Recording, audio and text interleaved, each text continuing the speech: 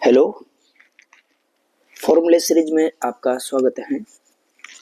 जैसा कि आपको पता है कि मैं इन सीरीज के माध्यम से आपको जितने भी चैप्टर हैं फिजिक्स के, उन सभी चैप्टर्स के शॉर्ट नोट्स टाइप एंड फॉर्मूले विद इम्पोर्टेंट कंसेप्ट आपके साथ डिस्कस कर रहा हूँ, जिसमें मैंने बहुत सारे चैप्टर मेरे चैनल पर अपलोड कर दिए गए हैं। वहाँ से जाकर आप अपने शॉर्ट नोट्स प्रिपेयर कर सकते हो एंड फॉर्मूले को अच्छी तरह से रिवाइज कर सकते हो। ठीक है, तो हम सेंटर ऑफ मास के इम्पोर्टेंट कंसेप्ट के बारे में डिस्कस कर रहे थे, जिसमें मैंने आपको लास्ट के वीडियो लेक्चर्स में किसी भी बॉडी का सेंटर ऑफ मास कैसे कैलकुलेट करते हैं, वो पॉइंट मास हो या फिर कह सकता हूं मैं कंटिन्यूस मास डिस्ट्रीब्यूशन सिस्टम हो, and motion of centre of mass के बारे में डिस्कस किया अपन ने कि जब कोई भी बॉडी का सेंटर ऑफ मास रेस्ट पर हो तो कैसे कैसे कंसेप्ट को अप्लाई करेंगे, एंड बोटमैन प्रॉब्लम्स के बारे में डिस्कस किया। फिर मैंने question based on centre of mass at rest in one direction के बारे में आपको बताया। इसके कुछ क्वेश्चन है, उसके बारे में स्टडी की। फिर मैंने question based on momentum conservation के बारे में डिस्कस किया, जैसे कि हवाई जो बॉम्ब होता है वो कैसे एक्सप्लोजन होता है, उसमें कैसे मोमेंटम को कंजर्व करते हैं, कैसे नहीं करते हैं, उसके बारे में मैंने इंपॉर्टेंट कंसेप्ट आपके साथ डील किए। आज का जो लेक्चर है वह है, फिर मैंने आपको बुलेट प्रॉब्लम्स के बारे में स्टडी किया कि कोई भी बुलेट प्रॉब्लम, फिर कह सकता हूँ कोई बुलेट ट्रेवल करती हुई यदि वह किसी भी वुडन ब्लॉक्स में एम्बेडेड हो जाती है तो वेलोसिटी वगैरह की कैसे फाइंड आउट करते हैं, इसके बारे में स्टडी किया। आज का वीडियो लेक्चर है ट्रोले प्रॉब्लम्स, जो कि मोस्ट इंपॉर्टेंट कंसेप्ट है, इसके बारे में अपन देख सकते हैं। ट्रोले प्रॉब्लम्स में क्या स्टडी करेंगे अपन, देख सकते हैं एक बार। सपोज करते हैं कैपिटल एम मास की कोई ट्रोले है, इस पर स्मॉल एम मास का कोई भी ऑब्जेक्ट रखा हुआ है, जैसे कि मैंने आप पे बोल रखा है कोई सुंदर कन्या स्मॉल एम मास की इस ट्रॉली पर खड़ी हुई है। ठीक है, एंड इनिशियली यह ट्रॉली v वेलोसिटी से v नॉट वेलोसिटी से राइट साइड के अंदर मूव कर रही है, एंड यह सुंदर कन्या इस ट्रॉली से जंप करती है बाहर की तरफ u वेलोसिटी से। तो अपन से ऐसा पूछा जाएगा कि जंप करने के बाद इस ट्रॉली की वेलोसिटी क्या रही होगी, मोमेंटम क्या रहा होगा, इन सारी चीजों के बारे में जानकारी लेते हैं। ठीक है, तो आइए मूव करते हैं, इसका सॉल्यूशन किस प्रकार से करेंगे इस टाइप की प्रॉब्लम का। देखिए एक बार यहाँ पर देखो, जो ये सुंदर कन्या यहाँ से या फिर कह सकता हूं मैं एम मास का जो ऑब्जेक्ट जिसने यहाँ से जंप किया, एम मास का ऑब्जेक्ट जिसने यहाँ से जंप किया, उसकी जो स्पीड दी गई है u, ये फर्स्ट केस मान के चलते हैं कि when u is with respect to ground, जो u दे रखा है वो किसके रेस्पेक्ट में है, वो u है विद रेस्पेक्ट टू ग्राउंड है। ठीक है, तो इस टाइप की प्रॉब्लम को कैसे हैंडल करेंगे एक बार देख सकते हैं। अपन क्या करते हैं, इसमें हॉरिजॉन्टल डायरेक्शन में मोमेंटम कंजर्वेशन लगाते हैं। ये तो जस्ट बिफोर वाली कंडीशन है, before jump, and after jump trolley की स्पीड v हो जाती है, एंड इस कन्या की स्पीड कितनी हो जाती है, u के बराबर हो जाती है। ठीक है, लगाते हैं momentum conservation. Total momentum before collision m before collision and m after collision.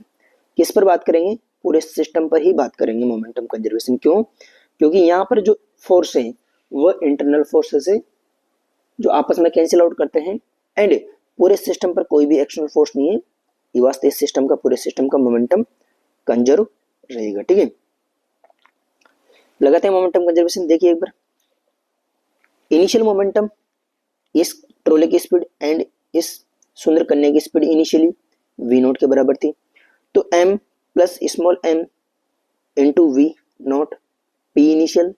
Final की बात करना चाहूँ तो सुंदर कन्या की स्पीड फाइनल होगी u एंड ट्रोले की स्पीड फाइनल होगी v।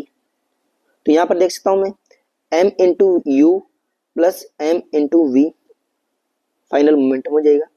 यहाँ से जो भी अपने को नीड होगी, जैसे v निकालना हो या फिर u निकालना हो, जो भी निकालना होगा अपन इस टाइप से कैलकुलेट कर लेंगे। कंडीशन क्या है? कंडीशन है जो u किसके रेस्पेक्ट में दिया होना चाहिए, u दिया होना चाहिए ग्राउंड के रेस्पेक्ट में। ठीक है, अब बात करते हैं सेकंड केस, जो कि इंपॉर्टेंट केस है। व्हेन u is with respect to trolley, मतलब जो स्पीड दी गई है मेरे यहाँ पर, वो किसके रेस्पेक्ट में दी गई है, ट्रोले के रेस्पेक्ट में दी गई है। तो इस केस में अपन u को कैसे फाइंड आउट करेंगे? देखिए एक बार यहाँ पर, तो अपन जानते हैं क्या, velocity of A with respect to B को कैसे डील करते हैं, velocity of A with respect to ground minus velocity of B with respect to ground. Similarly मैं यहाँ पर लिखना चाहूँ कि वेलोसिटी ऑफ सुंदर कन्या with respect to trolley is equal to velocity of सुंदर कन्या with respect to ground minus velocity of trolley with respect to ground. ठीक है, इस वाले फॉर्मूले का यूज करके मुझे कुल मिला के कुछ नहीं करना, सुंदर कन्या की जो वेलोसिटी है वो किसके रेस्पेक्ट में लेके आनी, ग्राउंड के रेस्पेक्ट में निकालनी है। तो वही बिफोर जंप की बात करना चाहूँ मैं, तो वेलोसिटी ऑफ सुंदर कन्या with respect to trolley is equal to velocity of सुंदर कन्या with respect to ground minus velocity of सुंदर trolley with respect to ground. तो देखिए एक बार यहाँ पर मेरे लिए क्या दिया गया है, मेरे लिए दिया गया है वेलोसिटी ऑफ सुंदर कन्या विद रेस्पेक्ट टू ट्रोले कितनी दी गई है, वह u के बराबर दी हुई है। ठीक है, u की वैल्यू को यहाँ पर पुट करता हूं मैं, वेलोसिटी ऑफ सुंदर कन्या with respect to trolley is equal to u, velocity of सुंदर कन्या, ट्रोली की वेलोसिटी दी गई है कितनी, v दी गई है, जस्ट बिफोर जंप की बात कर रहा हूं मैं। तो यहाँ से वेलोसिटी ऑफ सुंदर कन्या कितनी आएगी, v सुंदर कन्या इज इक्वल टू ग्राउंड के रेस्पेक्ट में वो u v नोट को इधर लेके आऊंगा, u प्लस v नोट के बराबर यहां से निकाल ली। ठीक है, अब मैं मोमेंटम कंजर्वेशन लगाता हूं हॉरिजॉन्टल डायरेक्शन में, तो p initial of system is equal to p final of system. p initial की बात करना चाहूं मैं, capital M plus small m into we naught, capital M plus small m into we naught पूरे system का is equal to final momentum m ground के respect में m into velocity of सुंदर कन्या, तो वेलोसिटी ऑफ सुंदर कन्या कितनी है, u प्लस वी नोट के बराबर plus velocity final velocity of trolley जो v के बराबर है। यहाँ से अपन क्या निकाल सकते हैं, यहाँ से निकाल सकते हैं u को आराम से फाइंड आउट कर सकते हैं। ठीक है, जस्ट आफ्टर कोलिजन की बात करूंगा मैं, जस्ट आफ्टर कोलिजन देखते हैं एक बार, जस्ट आफ्टर कोलिजन देखिए, जस्ट आफ्टर कोलिजन की बात करना चाहूंगा, तो वेलोसिटी ऑफ सुंदर कन्या is with respect to trolley is equal to velocity of सुंदर कन्या माइनस वेलोसिटी ऑफ ट्रोले। क्यों? क्योंकि जस्ट आफ्टर कोलिजन यहाँ पर ट्रोले की स्पीड कितनी है, जस्ट आफ्टर कोलिजन v के बराबर हो गई है। ठीक है, एंड v अपन ने यहाँ से ऐसे से फाइंड आउट कर लेंगे। तो देखिए एक बार, जस्ट आफ्टर कोलिजन जो इसकी स्पीड दी गई है सुंदर कन्या की वो u के बराबर है, तो u is equal to velocity of सुंदर कन्या minus velocity of trolley, trolley की स्पीड कितनी होगी, v के बराबर होगी। तो यहाँ से वेलोसिटी ऑफ सुंदर कन्या कितनी होगी, वेलोसिटी ऑफ सुंदर कन्या is equal to u plus v के बराबर होगी, वेलोसिटी ऑफ सुंदर कन्या is equal to u plus v के बराबर होगी जस्ट आफ्टर कोलिजन।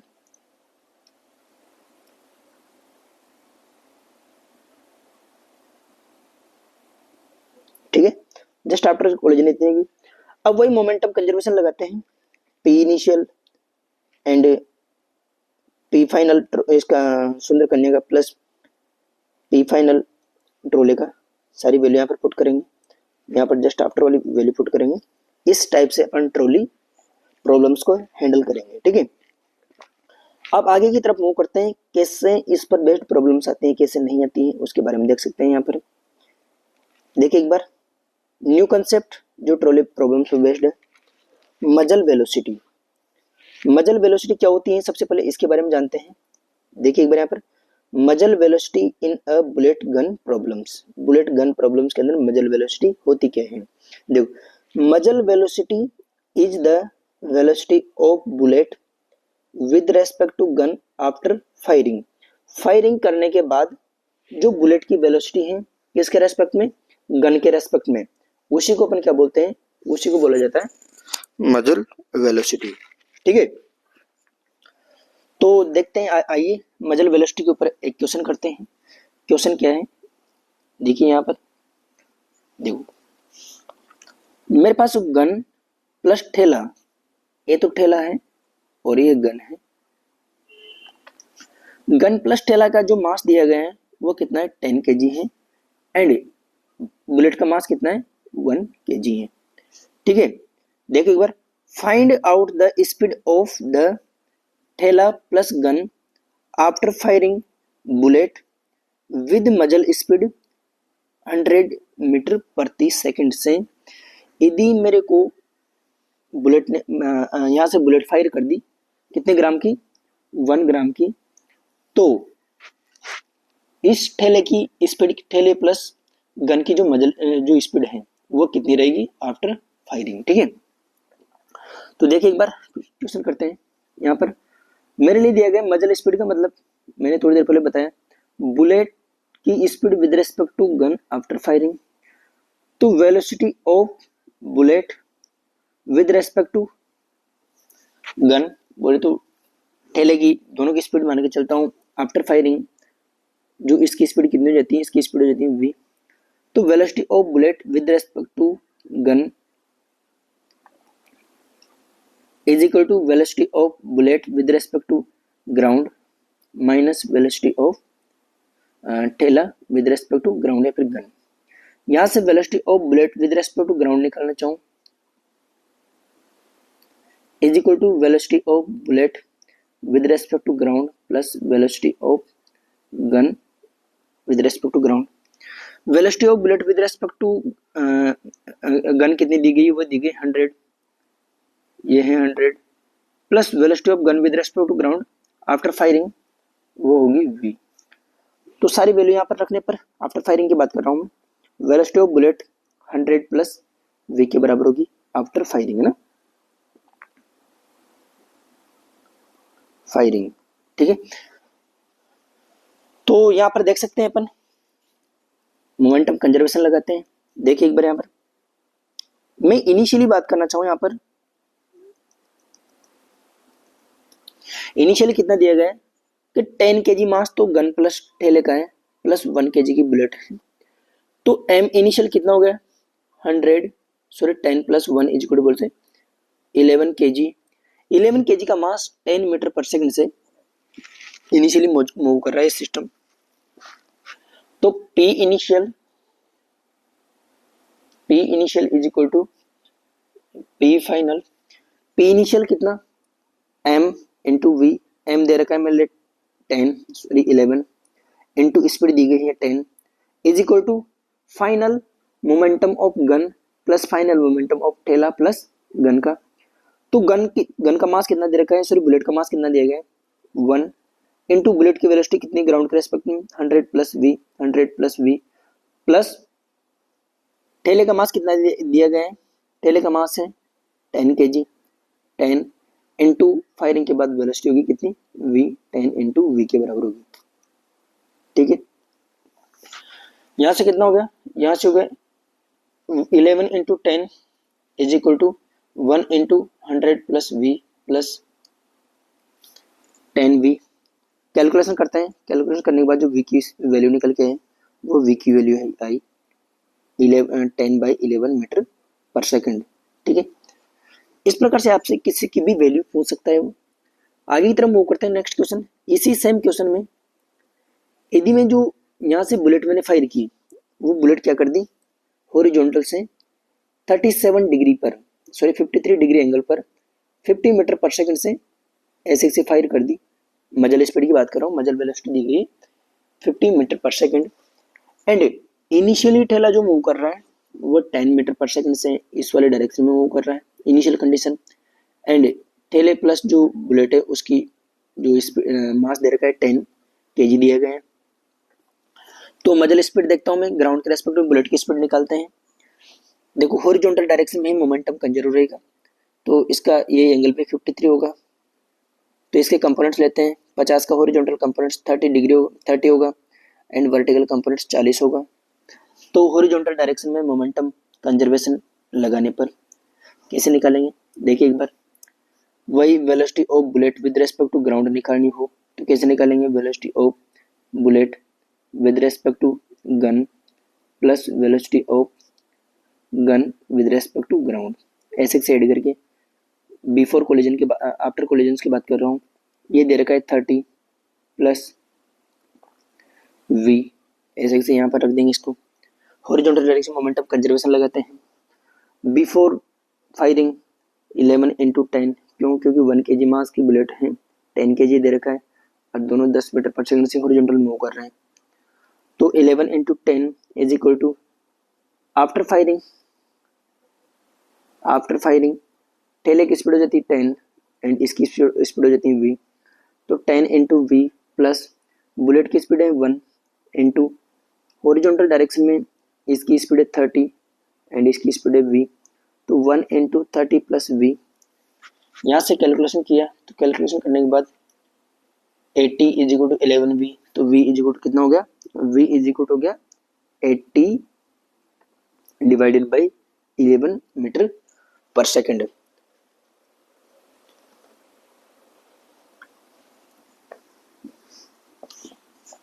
ठीक है, इस प्रकार से अपन क्या नाम से बुलेट प्रॉब्लम्स को टैकल करेंगे या फिर मजल वेलोसिटी वाली प्रॉब्लम्स को इस टाइप से टैकल करेंगे।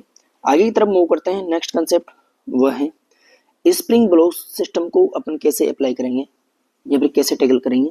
इस टाइप के क्वेश्चंस को देख सकते हैं एक बार। ये मैं यहाँ पर कंसेप्ट ही डिस्कस करूंगा, ज़्यादा क्वेश्चन आपके साथ यहाँ पर डील नहीं करेंगे। देखिए एक बार यहाँ पर क्या दे रखा है क्वेश्चन,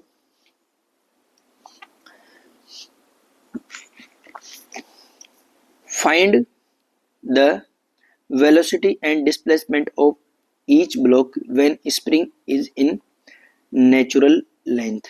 जब स्प्रिंग इसकी नेचुरल लेंथ में होगी तो ब्लॉक की स्पीड एंड वेलोसिटी क्या रही होगी उसके बारे में बात करते हैं। तो देखिए एक बार, सपोज करते हैं स्प्रिंग की नेचुरल लेंथ 8 है, सपोज करते हैं मैंने इस स्प्रिंग को नेचुरल लेंथ दे रखी 10, ठीक है, एंड स्प्रिंग को 8 सेंटीमीटर मीटर इसकी स्प्रिंग है, 2 kg का ब्लॉक यहाँ पे लगा हुआ है। यहाँ पे इनिशियली इसका मतलब क्या है, इनिशियली स्प्रिंग को मैंने कंप्रेस करके रख रखा है। जब मैं इसको रिलीज करूंगा तो ये ब्लॉक इस वाले साइड में मूव करेंगे, इस वाले साइड में मूव करेंगे। तो इसका मतलब क्या हुआ, जब ये ब्लॉक इस नेचुरल लेंथ वाली लाइन पर, यहाँ पर कौन सी नेचुरल लेंथ वाली लाइन, इस वाली लाइन पर यहाँ पर आएंगे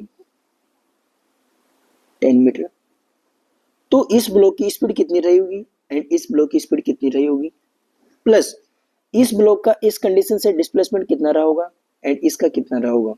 दोनों ब्लॉक्स का डिस्प्लेसमेंट अलग अलग होगा, क्यों, क्योंकि दोनों ब्लॉक का मास यहाँ पर अलग अलग है। ठीक है, अब देखते हैं करते हैं कैसे करेंगे प्रॉब्लम्स को सॉल्यूशन। देखिए there is a no external force, यहाँ पर कोई भी एक्सटर्नल फोर्स नहीं लग रहा है। तो एक्सटर्नल फोर्स नहीं लग रहा मतलब एफ नेट की वैल्यू 0 है, एफ नेट की वैल्यू 0 है।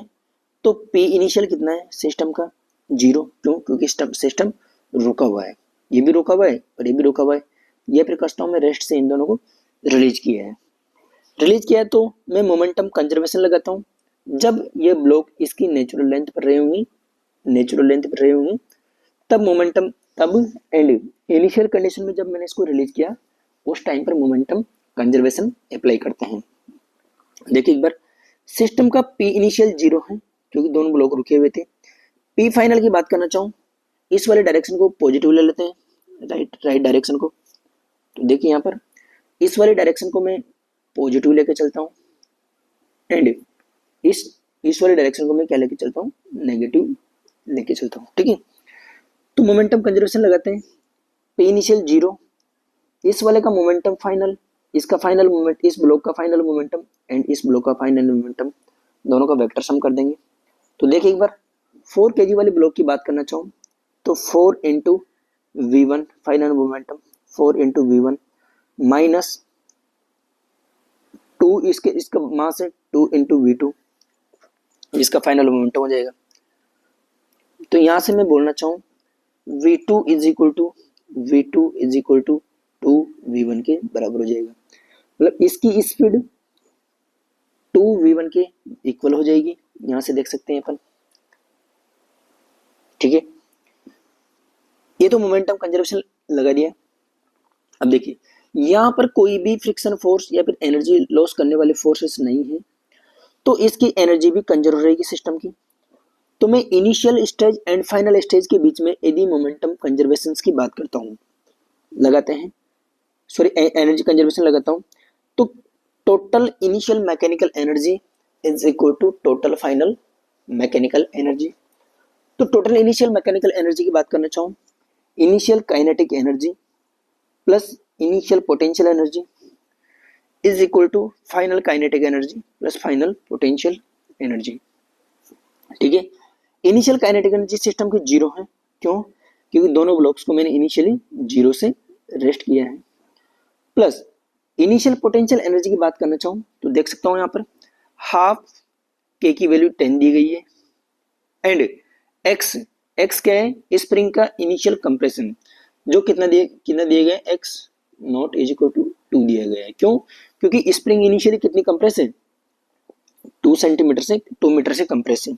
तो हाफ के एक्स स्क्वायर 2 हो गया इज इक्वल टू के फाइनल की बात करना चाहूँ तो इस ब्लॉक के पास V2 हो जाएगी एंड इस ब्लॉक के पास V1 स्पीड है, तो half m V2 square plus half m कितना 4 into V1 square plus u initial 0 हो जाएगा, क्यों, क्योंकि स्प्रिंग रिलैक्स पोजीशन में आएगी, इसकी नेचुरल लेंथ में आएगी, ठीक है।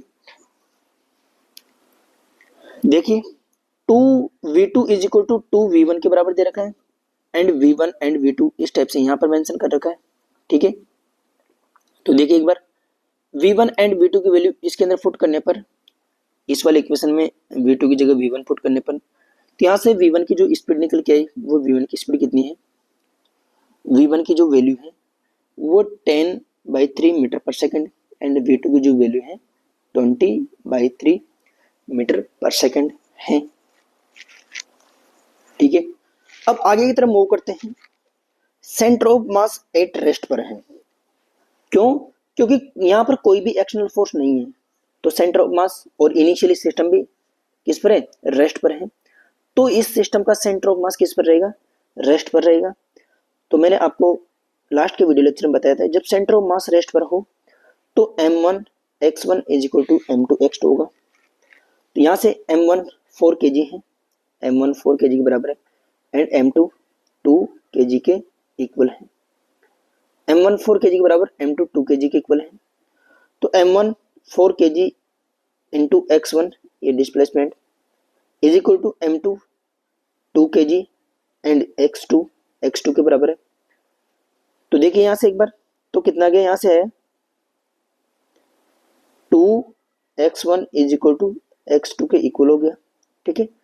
एंड मैं बात करना चाहूं इनिशियली x1 प्लस x2 किसके बराबर था, इनिशियली 2 मीटर के बराबर था, क्योंकि 2 मीटर कंप्रेस थी, तो x1 प्लस x2 2 मीटर था। इनको क्या किया मैंने आपस में निकाला, x1 और इसको एंड इसका सॉल्यूशन किया एंड x1 x2 की वैल्यू 4 मीटर पर सेकंड आएगी, ठीक है।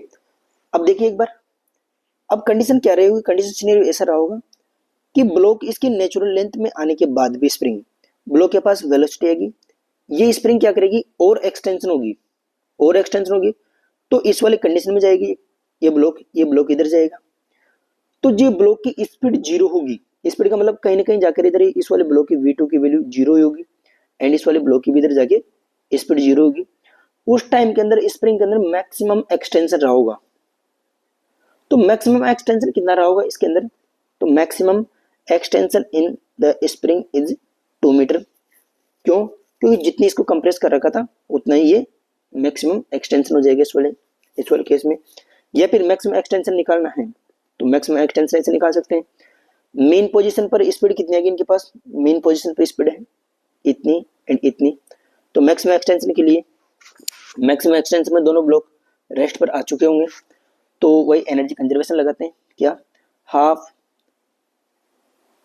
मैक्सिमम एक्सटेंशन वाली कंडीशन में लगा रहा हूँ, K final plus U final is equal to K initial plus U initial. ये कहाँ से है? फ्रॉम नेचुरल लेंथ से। मैक्सिमम एक्सपेंस दोनों ब्लॉक रुक गए होंगे तो final kinetic energy 0। Half K x naught का square is equal to half m v1 square plus half m2 v2 square. m1 दिया गया है, v1 दिया गया है, सब कुछ दिया गया है, इसमें पुट करेंगे और x नॉट की वैल्यू जो निकल के आएगी वो कितनी आएगी? वो 2 मीटर के इक्वल निकल के आएगी। ठीक है। अब मैक्सिमम एक्सटेंशन वाली कंडीशन में सपोज करते हैं ये ब्लॉक x1 इधर चला गया एंड ये ब्लॉक x2 इधर चला गया। ठीक है। तो वही मास मोमेंटम लगाएंगे, m1 x1 is equal to m2 x2। m1 x1 की बात करना चाहूँ तो 4x1 is equal to 2x2, ये कंडीशन निकल के आएगी। मैक्सिमम एक्सटेंशन के केस में x1 dash plus x2 dash is equal to किसके बराबर हो जाएगा? यहाँ से इनिशियल की बात करना चाहूँ, इनिशियल केस से तो 2 तो पहले से कम था, 2 और, तो इन दोनों ब्लॉक 4 के बराबर हो जाएगा। सारी वैल्यू पुट करेंगे और यहाँ से निकाल लेंगे मैक्सिमम। अब कुछ बातें, maximum extension occurs, maximum extension will occur when both blocks come to rest only when center of mass is at rest। ठीक है। इस टाइप से अपन क्या नाम से स्प्रिंग ब्लॉक सिस्टम को टैकल करेंगे। इसका आप नोट्स भी बना सकते हो एंड देख भी सकते हो कैसे सॉल्यूशन किया कैसे नहीं किया।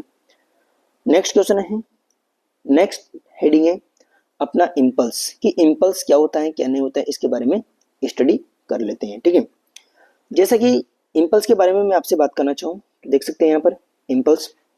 देखिए इम्पल्स कोई अपन झटका बोलते हैं, एकदम सडन फोर्स आना। ठीक है।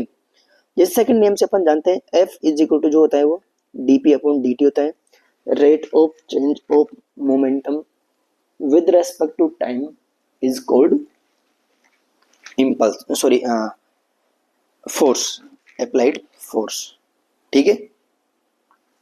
तो देखिए इसको क्रॉस मल्टीप्लाई करते हैं यहाँ से, तो यहाँ से कितना हो गया? F D T is equal to d p के बराबर। इंटीग्रेशन करते हैं, F D T is equal to p initial p final d p. Integration करते हैं तो p final minus P initial के इक्वल हो जाएगा। ठीक है। P final minus P initial इतना यहाँ पर हो जाएगा। तो देखिए एक बार इधर, अब जो ये वाली टर्म्स है इसी को बोलते हैं इम्पल्स। ठीक है। मतलब यहाँ पर जो ये वाला फोर्स होगा ये कौन सा फोर्स होगा? यहाँ पर इम्पल्सिव फोर्स को रिप्रेजेंट करेगा।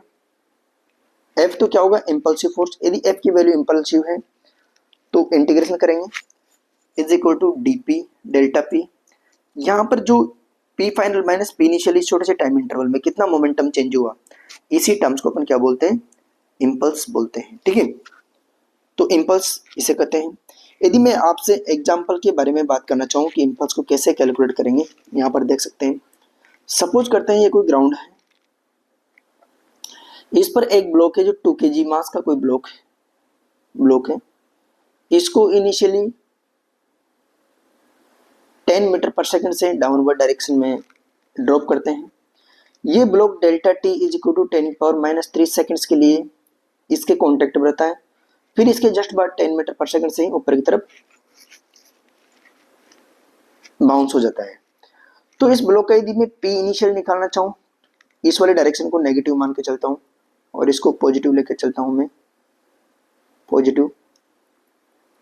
तो p initial is equal to minus 20 के बराबर हो जाएगा। क्यों? पी इनिशियल को लिखना चाहूंगा तो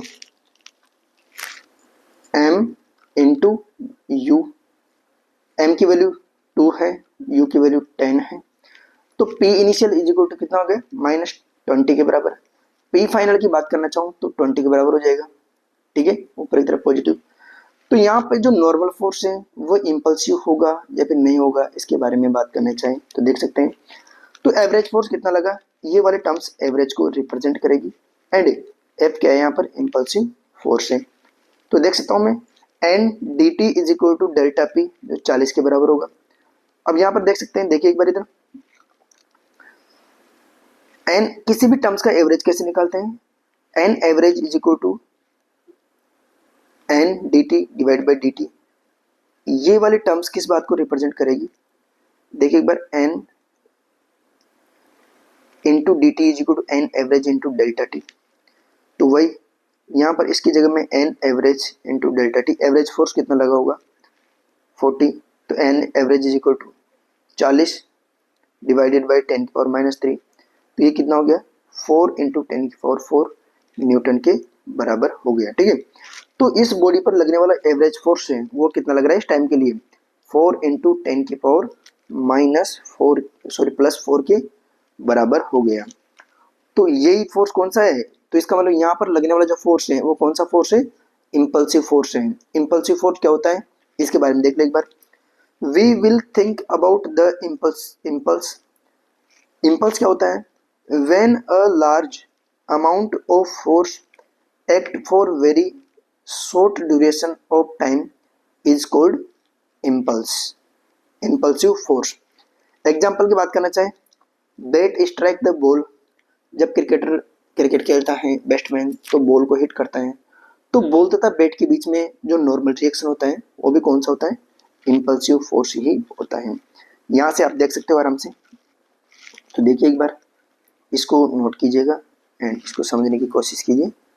बहुत ही अच्छा सा कंसेप्ट है। यहाँ पर मैं इंपॉर्टेंट कंसेप्ट के बारे में ही बात करूँगा, ज़्यादा डिटेल में बात बिल्कुल नहीं करेंगे क्योंकि ये रिवीजन सीरीज टाइप क्वेश्चन है। ठीक है, जैसे कि मैं आपसे बोलना चाहूँ, ये कोई बॉल है, एंड सबसे इंपॉर्टेंट बात, इम्पल्स ऑलवेज परपेंडिकुलर कॉन्टैक्ट के ही होगा, कॉन्टैक्ट के परपेंडिकुलर डायरेक्शन में ही मोमेंटम चेंज की वजह से इम्पल्सिव फोर्स एक्ट करता है। ठीक है, देखिए यहाँ पर, यदि ये कोई 2 kg का मास है, ये 10 मीटर पर सेकंड से वर्टिकल से 37 डिग्री पर यहाँ पर हिट करता है। जो कॉन्टैक्ट टाइम है वो 10⁻⁻4 सेकंड है। तो इनके बीच में लगने वाला इम्पल्सिव फोर्स कितना होगा उसके बारे में बात करना चाहिए। तो देख सकते हैं एक बार, देखिए इसका 10 से आ रहा है तो 37, ये भी 37, तो इसका वर्टिकल कंपोनेंट्स 8 हो जाएगा। आफ्टर रिफ्लेक्शन ये 37 डिग्री से ही निकलेगा, तो इसका वर्टिकल कंपोनेंट्स कितना है? 8 मीटर पर सेकंड हो जाएगा।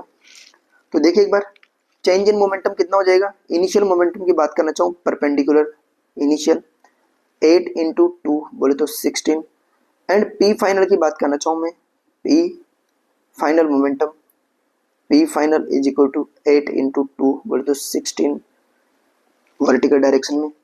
तो चेंज इन मोमेंटम क्या हो जाएगा? Final momentum minus initial momentum, final कितने दिया गया है? 16 प्लस 16 इज इक्वल टू 32, तो मोमेंटम में चेंज हो गया, divide by delta T, delta T कितना? 10⁻⁴। तो उस पर उस इतने टाइम के लिए उस बॉडी पर 3.2 इंटू 10⁻5 न्यूटन का फोर्स एक्ट करेगा, जो कि बहुत ही लार्ज अमाउंट ऑफ फोर्स है। ठीक है, इस टाइप से इसका सॉल्यूशन करेंगे। ठीक है, अब आगे की तरफ बात करते हैं। क्या इंपॉर्टेंट कंसेप्ट क्या है कि जे के बारे में अभी बताया था मैंने, J is equal to impulse integration F D T delta P is equal to P final minus P initial. देखिए impulse can be calculated by area under of F T curve. जो एफ टी कर्व होगा, time force time curve है, उसका area find out करके ही अपन क्या कर सकते हैं? इम्पल्स की वैल्यू को फाइंड आउट कर सकते हैं, एफ टी। देखिए एक बार, सपोज करते हैं टी इनिशियल से लेकर टी फाइनल तक इस टाइप से एफ और टी का कर्व है। ये पीक लार्ज फोर्स को शो करता है। यहाँ पर देख सकते हैं इसका एरिया फाइंड आउट करेंगे शीश के बीच में, वो किस बात को शो करेगा, वह इम्पल्स को शो करेगा। ठीक है, अब देखिए कुछ इंपॉर्टेंट कंसेप्ट है उसके बारे में बात कर लेते हैं, क्या है क्या नहीं। इम्पल्स फोर्स, इम्पल्स फोर्सेस कौन कौन से फोर्स इम्पल्स होंगे उसके बारे में बात कर लेते हैं। देखिए, a force of relatively higher magnitude and acting for relatively shorter time is called impulsive force. एक ऐसा फोर्स जिसका मैग्नीट्यूड बहुत ही हाई हो एंड छोटे से टाइम के लिए एक्ट कर रहा हो, तो उस टाइप के फोर्स को अपन क्या बोलते हैं, उस टाइप के फोर्स को अपन बोलते हैं इम्पल्सिव फोर्स बोलते हैं। यूजुअली जनरली क्या होता है, colliding force are impulsive in nature. कब कब कोलाइडिंग फोर्स इम्पल्सिव होंगे एंड कब कब इम्पल्सिव नहीं होंगे उसके बारे में बात करेंगे। लेकिन यूजुअली जो कोलाइडिंग फोर्स होते हैं वो कौन से फोर्स होते हैं, इम्पल्सिव फोर्स होते हैं। ठीक है, नेक्स्ट बात करना चाहूँ, gravitational force and spring force are always non impulsive force. Gravitational force and spring force है वो ऑलवेज क्या होते हैं, नॉन इम्पल्सिव फोर्स होंगे। इस बात का विशेष तौर पर ध्यान रखें। Normal tension and friction are case dependent. ये कंडीशन के ऊपर डिपेंड करेंगे कब तो ये इम्पल्सिव होंगे एंड कब इम्पल्सिव नहीं होंगे, इसके बारे में बात करेंगे। N impulsive force can only be balanced by another impulsive force. एक इम्पल्सिव फोर्स को केवल एंड केवल, ओनली एंड ओनली दूसरा इम्पल्सिव फोर्स ही बैलेंस कर सकता है। इन इम्पोर्टेंट पॉइंट्स के बारे में आप अच्छी तरह से अवेयर रहे। अब आगे की तरफ बात करते हैं कि कौन से फोर्स इम्पल्सिव होंगे एंड कौन से फोर्स इम्पल्सिव नहीं होंगे, उसके बारे में देख सकते हैं।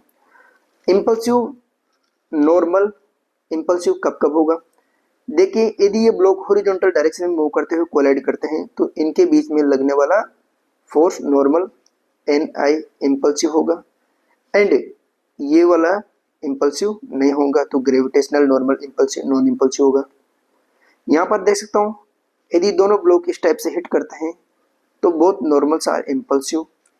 Friction at both surface are impulsive, इन दोनों के बीच में लगने वाला फ्रिक्शन भी इम्पल्सिव रहेगा। क्यों, क्योंकि फ्रिक्शन क्या होगा, F is equal to mu into N one हो सकता है या फिर F is equal to mu into N two हो सकता है। N one and N two impulsive है तो फ्रिक्शन भी क्या रहेगा, इम्पल्सिव होगा। सिमिलरली मैं इसके बारे में बात करना चाहूँ, यहाँ पर ये इधर जाता हुआ इसे हिट करेगा यहाँ पर एंड यहाँ पर, तो फ्रिक्शन ड्यू देखो N1 एंड N3 ये वाले दोनों इम्पल्सिव रहेंगे एंड N2 नॉन इम्पल्सिव होगा। तो friction due to N2 is non impulsive. इस N2 की वजह से फ्रिक्शन लगेगा यहाँ पर वह नॉन इम्पल्सिव रहेगा, but friction due to N1 and N2 are impulsive. तो मैंने बताया यहाँ पर आपको। तो फ्रिक्शन एंड नॉर्मल आपस में क्या होते हैं, केस डिपेंडेंट होते हैं इस टाइप से। यहाँ पर देख सकता हूँ मैं इस वाले नॉर्मल एंड इस वाले normal, both normals are impulsive forces है। ठीक है, टेंशन कब कब इम्पल्सिव रहेगा इसके बारे में बात कर लेते हैं। जैसे ये कोई ब्लॉक है, स्ट्रिंग से बंधा हुआ है, यहाँ पर 3 बॉल से इसको हिट करती हैं, एक बॉल से है एक बी सी। T1 की वजह से जब ये वाली बॉल इसको हिट करेगी तो इस टेंशन, इस स्ट्रिंग के अंदर जो टेंशन होगी वो इम्पल्सिव रहेगी एंड जब ये बॉल इसको हिट करेगी टेंशन के अंदर कुछ चेंज होगा, तो इस केस में T1 नॉन इम्पल्सिव होगा, इस वाले केस में भी T जो रहेगा वो नॉन इम्पल्सिव रहेगा। तो ऑल बट कंडीशन क्या है कि इनके बीच में जो भी नॉर्मल लग रहा होगा यहाँ पर all normals are impulse but tension is impulsive only for A के लिए, इस वाले केस के लिए ही टेंशन क्या रहेगी, इम्पल्सिव रहेगी इस केस के लिए, बट सभी के बीच में लगने वाला नॉर्मल इम्पल्सिव रहेगा।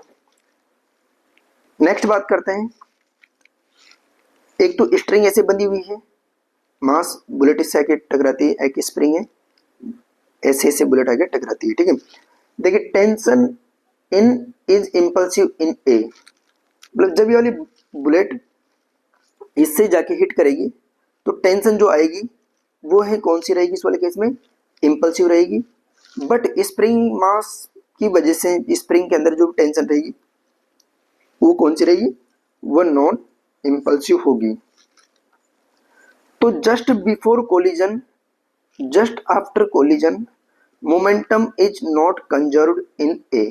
इस वाले केस में मैं just before collision and just after collision momentum conservation नहीं लगा सकता, but momentum is conserved in B because spring force is non impulsive, तो इसमें मैं मोमेंटम कंजर्वेशन लगा सकता हूँ। ठीक है, ये था मोमेंटम के बारे में। अब स्टडी करेंगे अपन कोलिजन्स इनके बारे में, इसको नेक्स्ट लेक्चर में स्टडी करते हैं। Thank you.